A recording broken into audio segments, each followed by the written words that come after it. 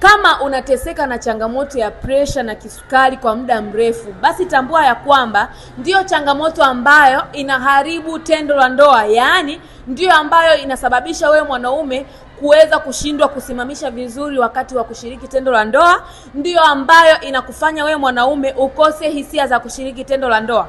Kama ni wewe ambaye umekuwa ukipitia hali hii kwa muda mrefu, tibu mapema hii changamoto ya kisukari na changamoto ya presha ili kuondoa magonjwa mengine kama figo hapo baadaye. Mwanaume, unateseka na hii changamoto kimya na unateseka na changamoto ya upungufu wa nguvu za kiume, unashindwa kudumu vizuri kwenye tendo la ndoa, bado unaona ni hali ya kawaida.